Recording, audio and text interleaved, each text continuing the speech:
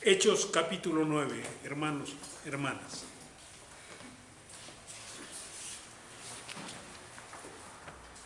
Ahora finalmente Lucas nos enfrenta a el punto nodal de su mensaje a Teófilo. Y a partir del capítulo 9 nos cuenta una historia ya pormenorizada y particularizada en un personaje que va a ser clave en la historia de la cristiandad, que es justamente Pablo, el apóstol Pablo. Y aquí todavía se llama Saulo, pero es muy interesante cómo el Señor va preparando las cosas y va haciendo posible justamente que el Evangelio sea conocido, y cómo el Señor planea todas las cosas, cómo toma a personas insignificantes, efectivamente, como es el caso de esta muchachita María, y cómo la bendice y cómo la usa y cómo hace posible también que ella entienda lo que significa el hecho de que Dios la haya escogido a ella en medio de tantas personas. Hechos capítulo 9, los primeros 19 versículos.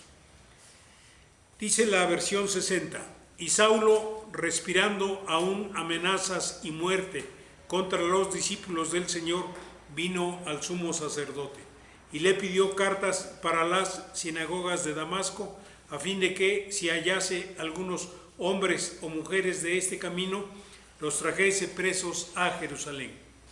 Mas yendo por el camino, aconteció que al llegar cerca de Damasco, repentinamente le rodeó un resplandor de luz del cielo, y cayendo en tierra oyó una voz que le decía: Saulo, Saulo, ¿por qué me persigues? Él dijo: ¿quién eres, Señor mío? Y le dijo: yo soy Jesús, a quien tú persigues. Dura cosa te es dar coces contra el aguijón. Él, temblando y temeroso, dijo: Señor, ¿qué quieres que yo haga? Y el Señor le dijo: levántate y entra en la ciudad, y se te dirá lo que debes hacer. Y los hombres que iban con Saulo se pararon atónitos, oyendo a la verdad la voz, pero sin ver a nadie. Entonces Saulo se levantó de tierra, y abriendo los ojos no veía a nadie, así que, llevándolo de la mano, le metieron en Damasco, donde estuvo 3 días sin ver, y no comió ni bebió. Había entonces en Damasco un discípulo llamado Ananías, a quien el Señor dijo en visión: Ananías, y él respondió: heme aquí, Señor. Y el Señor le dijo: levántate y ve a la calle que se llama Derecha, y busca en casa de Judas a uno llamado Saulo de Tarso, porque he aquí él ora. Y ha visto en visión a un varón llamado Ananías, que entra y le pone las manos encima para que recobre la vista. Entonces Ananías respondió: Señor, he oído de muchos acerca de este hombre, cuántos males ha hecho a tus santos en Jerusalén. Y aunque aquí tiene autoridad de los principales sacerdotes para prender a todos los que invocan tu nombre, el Señor le dijo: ve, porque instrumento escogido me es este, para llevar mi nombre en presencia de los gentiles y de reyes y de los hijos de Israel, porque yo le mostraré cuánto le es necesario padecer por mi nombre. Fue entonces Ananías y entró en la casa, y poniendo sobre él las manos dijo: hermano Saulo, el Señor Jesús, que se te apareció en el camino por donde venías, me ha enviado para que recibas la vista y seas lleno del Espíritu Santo. Y al momento le cayeron de los ojos como escamas, y recibió al instante la vista, y levantándose fue bautizado, y habiendo tomado alimentos recobró fuerzas. Y estuvo Saulo por algunos días con los discípulos que estaban en Damasco. Hasta ahí la palabra del Señor. Y es muy interesante. El título del sermón de esta ocasión es: ¿por qué me persigues? ¿Por qué me persigues? Es el título que le hemos puesto a este pasaje conocido de Hechos capítulo 9. Voy a leer en la Reina Valera contemporánea. Saulo aún lanzaba amenazas de muerte contra los discípulos del Señor cuando fue a ver al sumo sacerdote. Allí le pidió cartas para las sinagogas de Damasco, para que en caso de hallar a hombres o mujeres de este camino, los pudiera llevar presos a Jerusalén. Pero sucedió que de pronto en el camino, ya cerca de Damasco, lo rodeó un poderoso haz de luz que venía del cielo, y que le hizo rodar por tierra mientras oía una voz que le decía: Saulo, Saulo, ¿por qué me persigues? Y él contestó: ¿Quién eres, Señor mío? La voz le dijo: Yo soy Jesús, a quien tú persigues. Dura cosa te es dar coces contra el aguijón. Él, temblando de temor, dijo: Señor, ¿qué quieres que yo haga? Y el Señor le dijo: Levántate y entra en la ciudad. Allí se te dirá lo que debes hacer. Los acompañantes de Saulo se quedaron atónitos porque oían la voz, pero no veían a nadie. Saulo se levantó y cuando abrió los ojos ya no podía ver, así que de la mano lo llevaron a Damasco. Y allí estuvo 3 días sin poder ver y tampoco comió ni bebió nada. En Damasco había un discípulo llamado Ananías que había tenido una visión en la que el Señor lo llamaba por su nombre. Ananías había respondido: Aquí me tienes, Señor. El Señor le dijo: Levántate y ve a la calle llamada Derecha. Allí en la casa de Judas busca a un hombre llamado Saulo, que es de Tarso y está orando. Saulo ha tenido una visión en la que vio a un varón llamado Ananías, entraba y le imponía las manos, con lo que le hacía recobrar la vista. Ananías respondió: Pero Señor, he sabido que este hombre ha tratado muy mal a tus santos en Jerusalén. También sé que los principales sacerdotes le han dado autoridad para aprehender a todos los que invocan tu nombre. Y el Señor le dijo: Ve allá, porque él es para mí un instrumento escogido. Él va a llevar mi nombre a las naciones, a los reyes y a los hijos de Israel. Yo le voy a mostrar todo lo que tiene que sufrir por causa de mi nombre. Ananías fue y una vez dentro de la casa le impuso las manos y le dijo: Hermano Saulo, el Señor Jesús, que se te apareció en el camino por donde venías, me ha enviado para que recobres la vista y seas lleno del Espíritu Santo. Al momento de los ojos de Saulo cayó algo que parecían escamas y éste recibió la vista. Luego que se levantó, fue bautizado y después de comer recobró las fuerzas y durante algunos días se quedó con los discípulos que estaban en Damasco. Hasta ahí la palabra de Dios. Lucas prosigue con su relato. Ya nos contó de él resucitado y de sus constantes apariciones. Ya nos contó del resucitado y de sus constantes enseñanzas. Ya nos contó, ya nos narró acerca del mandato de Jesús de ser testigos en Jerusalén, en Judea, en Samaria y hasta lo último de la tierra. De la comunidad de creyentes ya nos contó cómo era una comunidad de oración y el modo también cómo Jesús trabaja y se manifiesta entre los suyos a través de la obra del Espíritu Santo. Desde el evento de Pentecostés, la comunidad de discípulos recibe y ha sido dotada del poder del Espíritu Santo. Y en eso Lucas ha tenido mucho cuidado en detallarnos justamente en su relato, sobre todo en detallarle a Teófilo. Y entonces Lucas pretende que Teófilo lo entienda y Lucas pretende que Teófilo lo asuma así. La nueva vida en Cristo solo es posible gracias al poder de Dios que levantó a Jesús de entre los muertos. La nueva vida en Cristo solo es posible gracias al poder de Dios que levantó a Jesús de los muertos.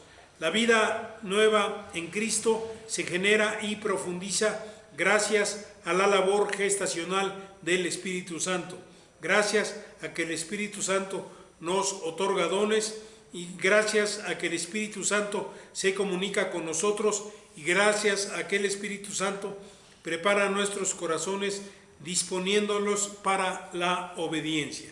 El hombre natural, el hombre que no ha nacido de nuevo, no puede ni está en condiciones de obedecer. Su naturaleza es naturaleza caída y esta naturaleza caída no le prepara para obedecer. Al hombre natural le cuesta trabajo entender lo que Dios quiere y sobre todo entender su voluntad para obedecerla.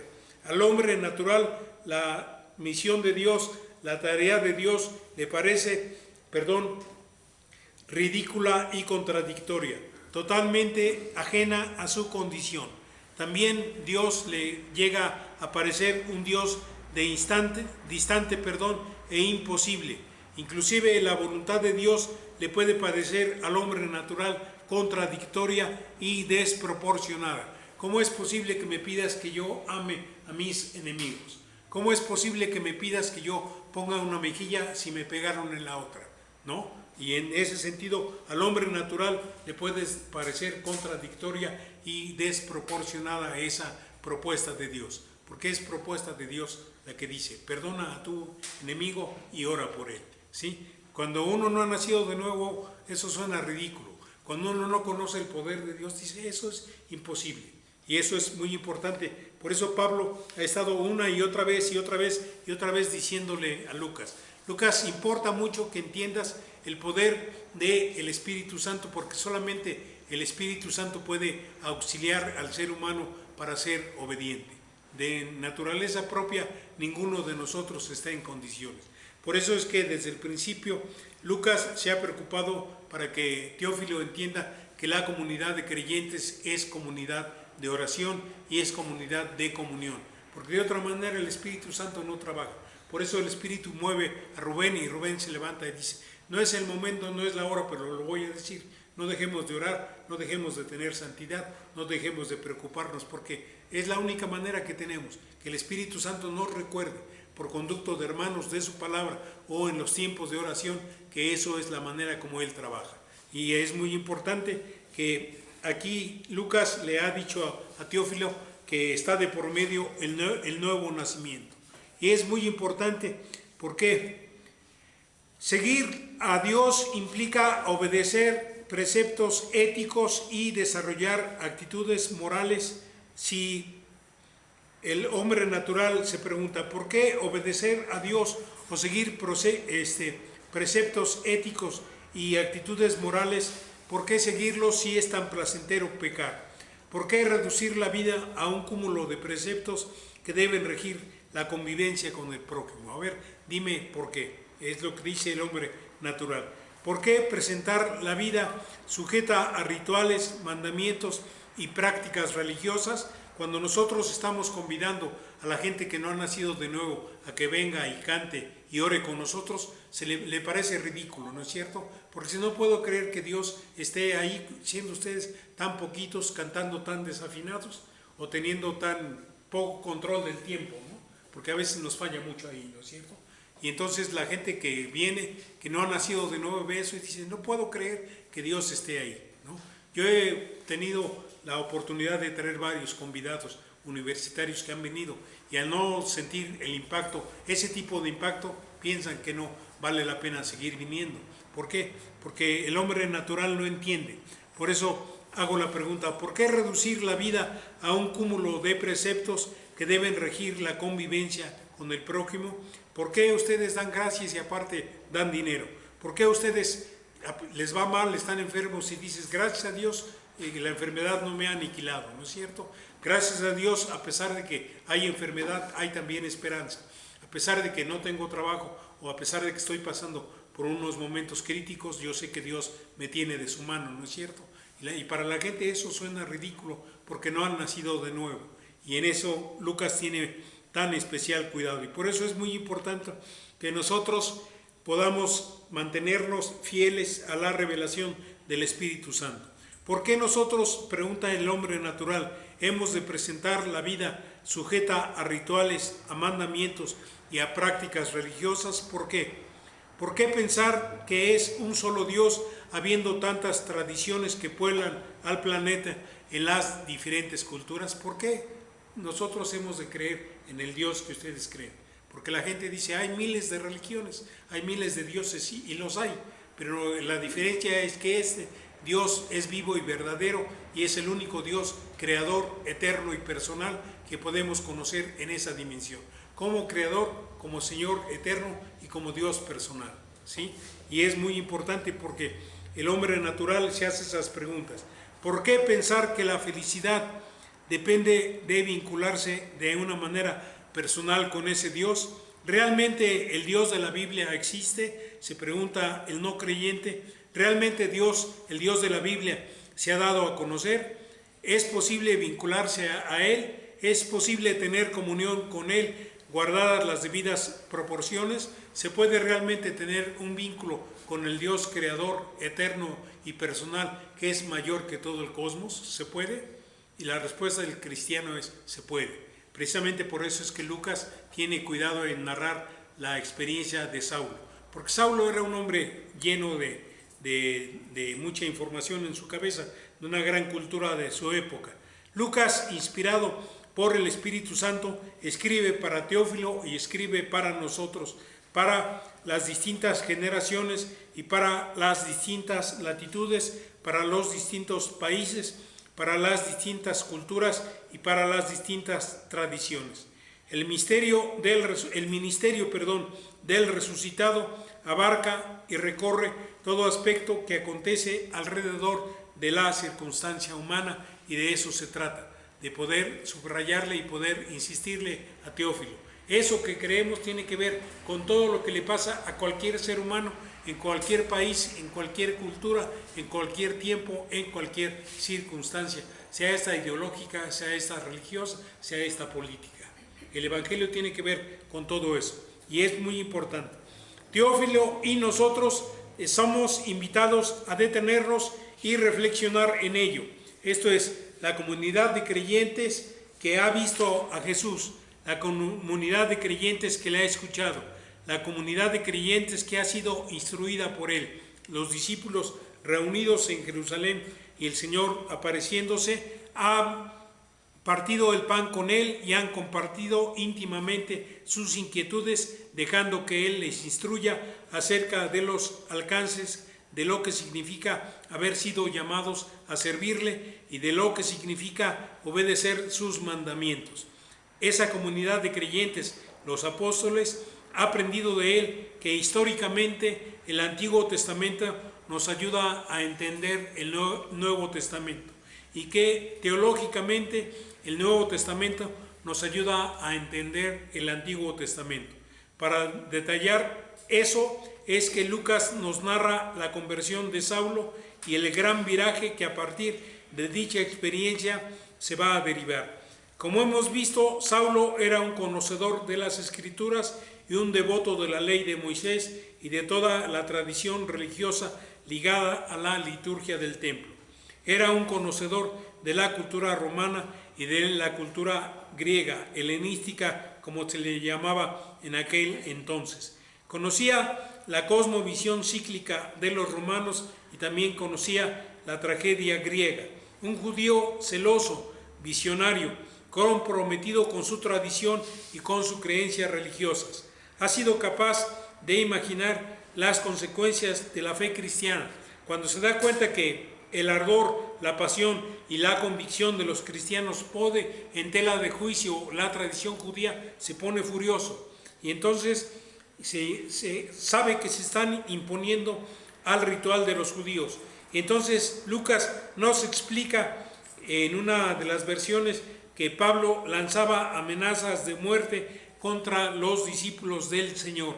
Prácticamente Lucas, cuando habla de este modo, está diciendo: Pablo enloqueció como una bestia enfurecida, embravecida, ¿no? Cuando las bestias están a punto de devorar a su víctima, están así resoplando, ¿no es cierto? Y Pablo estaba en una condición semejante. Era tal el enojo que sentía que dice, respiraba amenazas de muerte.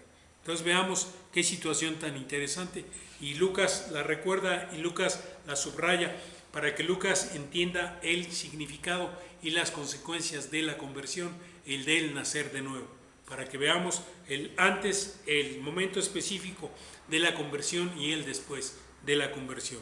Saulo era obstinado, severo, inflexible y determinado, y buscaba afinar su estrategia de persecución. Por si las dudas, voy a ir a Damasco, y va y habla con el sumo sacerdote y le dice: por favor, dame cartas. Si estos de esta secta ya están en las sinagogas de allá, yo quiero llegar a buscarlos, pero con la autorización tuya. Los romanos le habían dado a los sumos sacerdotes ese poder legal y ese poder político y ese poder policíaco de poder llegar a una sinagoga y decir, aquí hay gente del camino, sí, fulano, sutano y mengano hablan de un tal Jesús y hablan de una tal anástasis, una tal resurrección, porque era como se conocía a los cristianos de aquel entonces. Pues yo tengo cartas para que me autorices a llevarlos a la cárcel, de regreso a Jerusalén, para que los castigue. Entonces Pablo se ve forzado a afinar su estrategia y pide cartas. Sale de Jerusalén rumbo a Damasco para perseguir a los cristianos que daban testimonio por allá, poco más de 400 kilómetros de distancia.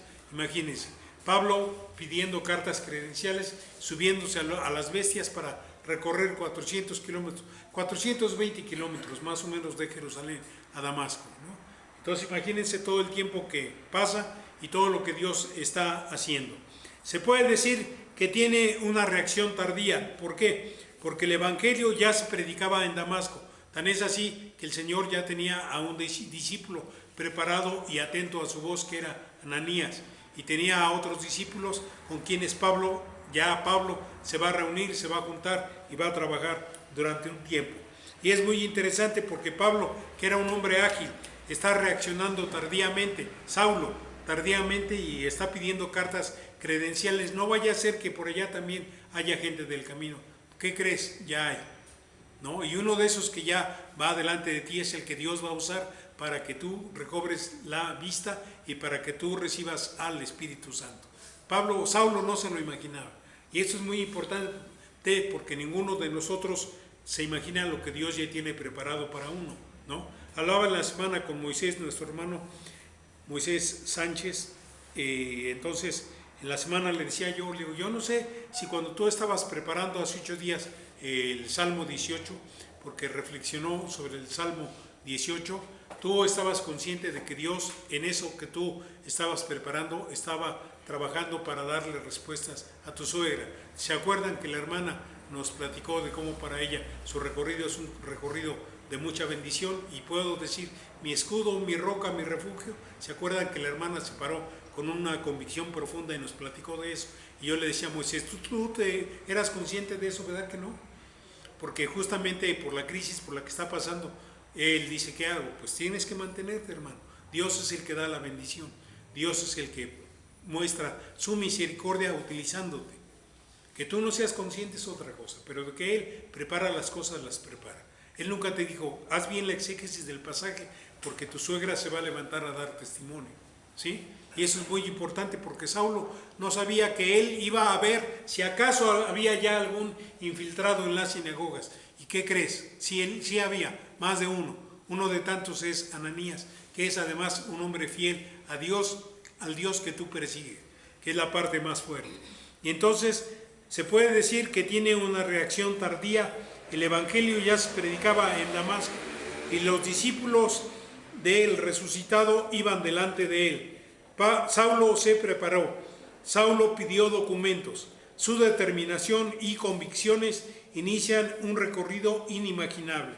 Esto es, él todavía cuando está en Jerusalén es un perseguidor y estaba, como hemos dicho, sinceramente equivocado. No sabemos cómo, pero dados los resultados de ese viaje, podemos aseverar que él mismo no sospechaba que el Espíritu Santo estaba trabajando en su vida, en su mente y en su emoción. Esto es, él escuchó, porque estaba presente, el discurso de Esteban y presenció el asesinato de Esteban.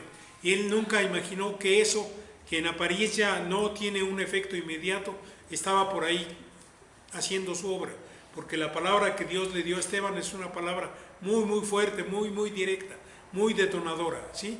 Y Pablo estuvo ahí, estuvo presente.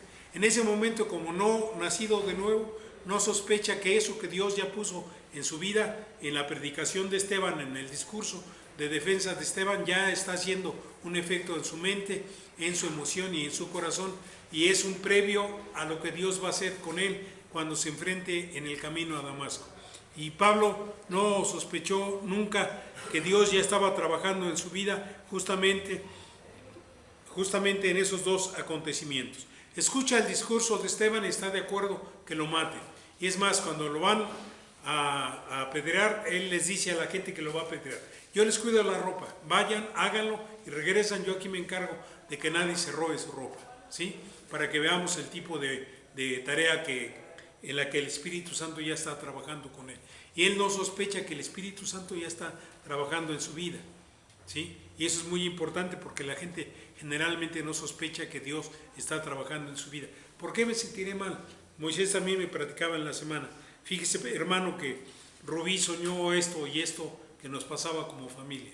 Y como ellos vienen de trasfondo pentecostal, el sueño es un sueño fuerte. Soñó Rubí que estaba él rodeado de aguas sucias, de aguas negras, y que se hundía. Y entonces es muy fuerte porque cuando ella le dice al marido, se lo dice porque entiende que Dios le está dando una advertencia. Por eso él estaba tan conmovido hoy dando su clase, ¿sí? No nos dijo eso por razones obvias. Yo lo digo aprovechando que no está, para que seamos conscientes de por qué tenemos que seguir orando por ellos, ¿sí? Por eso es que lo comparto, no por traicionar una intimidad de nadie, ¿no? Pero sí es muy importante que tengamos presente que el Señor está trabajando y trabaja de las maneras más insospechadas, ¿no? Y es muy importante porque Pablo jamás se imaginó que las palabras que Esteban dijo, que eran palabras duras, iban a empezar a hacer mella en su corazón. Por eso es muy interesante que Lucas, al darnos los detalles de este encuentro, se dedica justamente a detallar el modo tan particular como se da la aparición del Señor Jesús a Saulo camino a Damasco, pero además ya casi llegando a la meta. Dice que ya les faltaba muy poco para llegar, 5 o 10 kilómetros para llegar. Ya llevaban más de 400 kilómetros recorridos y el Señor algo puso en su mente, en su emoción, en su corazón, y él tenía la expectativa de: voy por fin a hacer algo digno de mi Dios. Lo que él no sabía es que Dios tenía para él una sorpresa. Y la sorpresa que tenía era justamente, así como se le había aparecido a los apóstoles, se le iba a aparecer a él también. Así como se había enseñado a los apóstoles, le iba a enseñar a él también. Él no se imaginaba. Ya había oído la historia porque los discípulos dijeron: sí, se nos apareció primero a Pedro, luego a Juan y luego a todos. Y durante 50 días estuvo con nosotros, ¿no? Y esto que ustedes ven, que es la llegada del Espíritu Santo, es la confirmación de estos 40 días que estuvo con nosotros. Y Él nos dijo que no nos moviéramos. Nos dijo que cuando viniera el Espíritu Santo diéramos testimonio. Eso lo había escuchado Saulo, pero no lo había entendido porque él, otra vez, no había nacido de nuevo. Muy importante esa parte. ¿Qué quiere decir? ¿Qué quiero decir con esto? ¿Qué quiero subrayar? Que cuando hay gente entre nosotros que no ha nacido de nuevo, nuestra tarea es sí enseñarles la palabra con toda la fidelidad posible. Sí recordar lo que enseña la Escritura con toda la fidelidad posible. ¿Por qué? Porque la palabra no vuelve vacía. Lo dice el propio Señor. ¿Por qué el Espíritu Santo va a usar esa porción pequeña de la palabra de Dios? Para que la gente pueda escuchar la palabra de Dios y pueda ser sensibilizada por el Espíritu Santo. Como cuando tengo una muela que está a punto de caerse, ¿no? Que yo con la lengua estoy empujando un diente que está flojo y lo estoy empujando para que se afloje más hasta que finalmente se desprenda. Digamos, el Espíritu Santo está haciendo una labor de ese tipo en las personas que todavía no nacen de nuevo, que era el caso de Saulo, ¿sí? Entonces importa mucho, hermanos, hermanas, que tengamos presente esta circunstancia y tengamos presente que Lucas le dice a Teófilo: el encuentro de Saulo con el Señor es el encuentro de un perseguidor que se encuentra con él resucitado. Si alguien perseguía a Pablo era justamente, Saulo, era el tema de la resurrección. Pero esta vez, ¿qué crees? No es el tema, sino es el resucitado el que te tiene una sorpresa. Saulo, ¿no? Pero además, mediodía. Entonces, la luz del mediodía y la luz que irradia el Señor cuando, se enfrenta a Saulo. ¿Me regalas tantita agua de la botella, por favor? Cuando se enfrenta a Saulo es una luz todavía más fuerte que la luz del mediodía, ¿no? Y dice que es tan fuerte la luz que él y su comitiva caen al piso. Muchas gracias, hermano. Muy amable. Y es muy importante que nosotros podamos ver que todo encuentro con el resucitado va a ser siempre un encuentro sobrenatural. va a ser siempre un encuentro en el cual el Señor lo que va a hacer es, primero, derrumbarme. Segundo, ya que esté yo postrado, hacerme la pregunta que me tiene que hacer: ¿por qué me persigues? ¿No? Y eso es muy importante, porque Saulo estaba persiguiendo al Señor, consintiendo con la muerte de Esteban y consintiendo que a los cristianos se les persiguiera, se les encarcelara, y consintiendo que eso que dijo Esteban es una total mentira, ¿sí? Imagínense un hombre convencido todavía de que la anterior enseñanza religiosa no tiene que ver con el Evangelio, todas las vueltas que no le dio al discurso de Esteban para decir, pero no es cierto, hay una mala exégesis de parte de Esteban que interpreta este pasaje de esta manera y las cosas no son así. De acuerdo a lo que enseña la tradición judía, de acuerdo a lo que enseñan las distintas escuelas rabínicas, la interpretación es esta otra. No es cierto que Él es el Mesías. Si fuera el Mesías, ¿por qué murió de la manera más vil y más cruel que pudo haber muerto? El Mesías, según la Escritura, no tenía que haber muerto así. El Mesías tiene un rostro glorioso, tiene un rostro de un militar triunfante. Y ese hombre fue humillado, fue encarcelado, fue torturado, fue vilipendiado. Profetiza a quién te pegas si eres el rey de los judíos, ¿no? ¿Se acuerdan que nos narra el Evangelio que le ponen una capucha y le pegan? Profetiza a quién te pega si es que eres el rey de los judíos. Y para Pablo eso no era señal de que era el Mesías. Por eso el Señor Jesús se tiene que aparecer y lo tiene que interrumpir. Tendrás mucha furia, tendrás mucho enojo, tendrás muchas dudas, tendrás muchos problemas exegéticos en tu cabeza, pero yo quiero saber por qué me persigues, ¿sí? Lo tiene que detener, porque así es la conversión. El Señor nos tiene que detener. Cada uno de nosotros tiene que tener claro cuál es su camino a Damasco. Cada uno de nosotros tiene que saber cuándo fue que el Señor me llamó, me advirtió y me dijo, ¿por qué me persigues? ¿Sí? Y eso es muy importante, porque justamente para Pablo estaba claro que el pueblo de Israel tenía siglos de historia en los cuales la ley, los profetas, los salmos y el templo eran justamente el asidero que ellos tenían para decir, somos pueblo de Dios, a nosotros nos fue dada la revelación. Y ahora el Señor Jesús que viene con otra enseñanza. Pero aquí el Señor Jesús no reta a Pablo a una exégesis como retó en su momento a los fariseos y a los maestros de la ley siendo un niño. ¿Se acuerdan? Que el Señor Jesús siendo un niño trabaja con ellos, con los maestros de la ley, y mientras estaba enseñando en su ministerio vivo, ¿qué dice la Escritura? ¿Qué hizo David? Que David efectivamente fue y tomó los panes de la propiciación y comió, ¿no es cierto? Y he aquí uno mayor que David. Y entonces, si yo quiero decirle a los discípulos, tomen y coman, ¿ustedes quiénes son para decirme que no es cierto? ¿Sí? Y entonces el Señor Jesús esta vez no tiene un debate de esta naturaleza con Saulo. Al contrario, ¿por qué me persigues?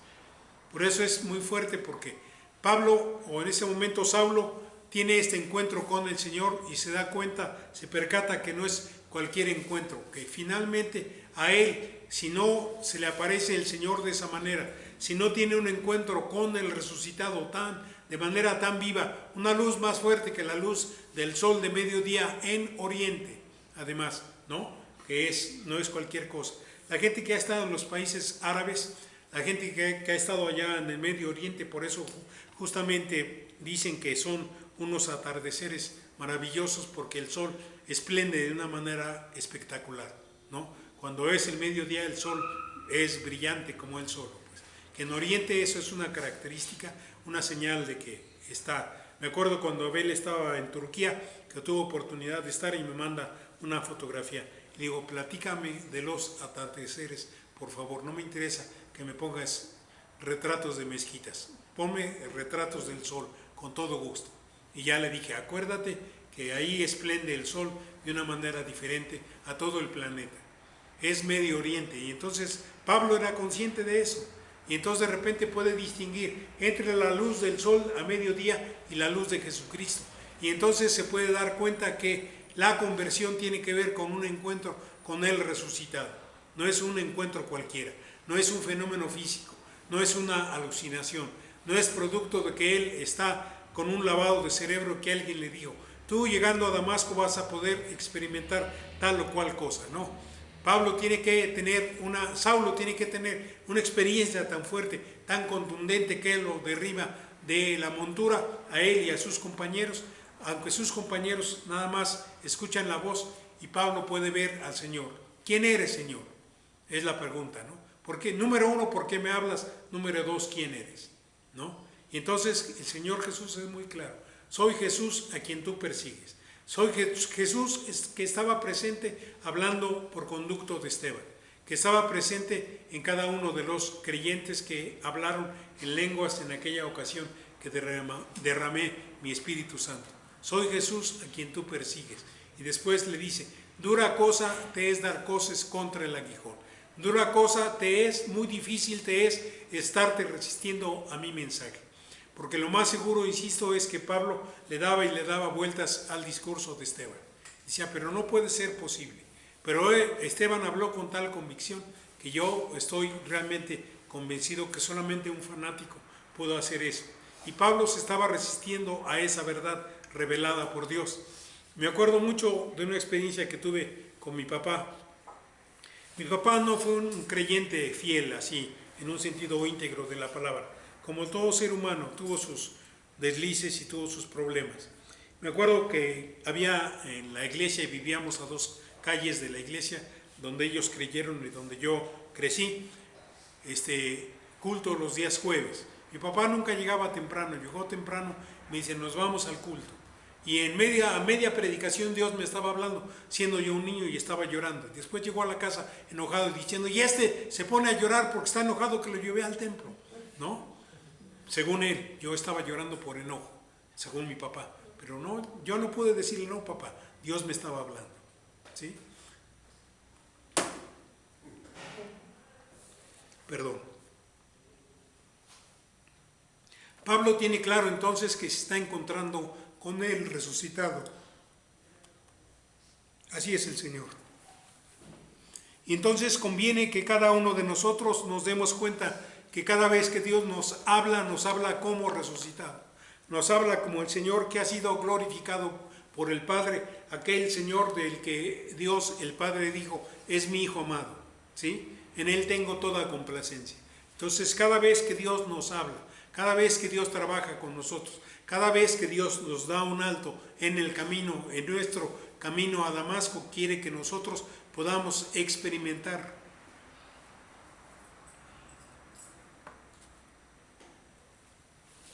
la alegría y el gozo de saber que es Él, nada más, ¿sí? Por eso es que Saulo tiene que reaccionar y decirle, ¿quién eres, Señor mío? Es lo que dice en el original. Aquí nada más dice, ¿quién eres, Señor? En el original dice, ¿quién eres, Señor mío? Esto es un momento de cambio así, instantáneo, en que Pablo, el que era perseguidor, de repente queda claro que realmente el resucitado está vivo y está hablando con él. Y por eso le dice, ¿quién eres, Señor mío? Y después que el Señor le dice, soy Jesús a quien tú persigues, dura cosa te es resistirte, porque te estás resistiendo a la revelación mía, te estás resistiendo al modo como yo trabajo, te estás resistiendo al testimonio que acaba de dar Esteban, porque Esteban tuvo el discurso penetrante, tuvo este discurso radical, fuerte, profundo, pero también tuvo el testimonio de decir, veo los cielos abiertos, ¿no es cierto? Y entonces, imagínense, se transforma el rostro de Esteban y Pablo dice, no puede ser posible, es tan fanático este tipo, es tan equivocado que hasta su rostro cambia. Y ahí Pablo se está resistiendo. Y entonces el Señor Jesús tiene que utilizar la figura justamente, dura cosa te es dar coces contra el aguijón, y utiliza la figura justamente de el trabajador del campo que está justamente empujando la yunta, y para que los animales se muevan tiene una vara puntiaguda, ¿no es cierto?, para estarlos empujando. Si el animal da coces, da de patadas, se lastima con la misma vara puntiaguda. Dura cosa te es dar coces contra el aguijón. O sea, Pablo, tú según te estás defendiendo, pero más bien te estás lastimando. O sea, te estás resistiendo tanto a lo que yo quiero hacer en tu vida que no te das cuenta que te estás lastimando. Por eso es muy interesante que los más grandes ateos han tenido en el mundo, en la historia de la humanidad, han tenido que ver con las iglesias cristianas. Por ejemplo, en el campo de la psicología.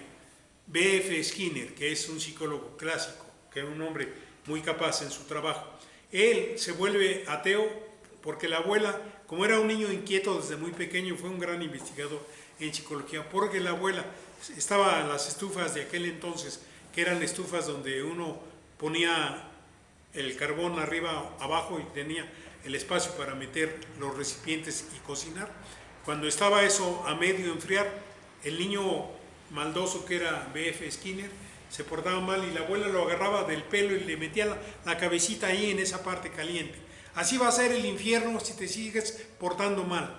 Llega él a ser adulto y es un hombre que dice Dios no existe. No lo dice con esas palabras, pero todo lo que él hace para trabajar su tradición psicológica tiene que ver con aquello que puedo ver, aquello que es superstición, aquello que tiene que ver con mi experiencia, nada más es lo que existe. Y ahí nació el ateísmo de ese psicólogo, con la abuela metiéndole la cabecita al niño en esa parte hueca, en la oquedad de la estufa, diciéndole, así va a ser el infierno si te sigues portando mal, porque era el modo como la abuela creía que se compartía la fe, ¿no? No es cierto que a veces los papás han hecho eso con nosotros, o nosotros mismos lo hemos hecho con la gente. Dios te va a castigar, sigue así y Dios te va a castigar, le decimos a los hijos, y entonces estamos construyendo gente que va a tener rebeldía argumentada contra lo que Dios quiere hacer. Y entonces es muy importante cuando el Señor Jesús le dice, yo soy Jesús a quien tú persigues. Esto es, no estás persiguiendo a Esteban, me estás persiguiendo a mí. No estás rechazando la palabra de Esteban, estás rechazando mi palabra. No estás negando la visión de transformación del rostro de Esteban cuando dijo, veo los cielos abiertos, te estás rehusando a mí. Esto es, Saulo, te das cuenta justamente que el gran detalle es que te estás resistiendo a la revelación de Dios, y esa es la parte más fuerte. Cuando nosotros ya las siguientes semanas más bien veremos con detalle la relación de Saulo con Jesús, la relación de Saulo con Ananías, la relación de Saulo con los hermanos en Damasco. Que el Señor nos bendiga, hermanos.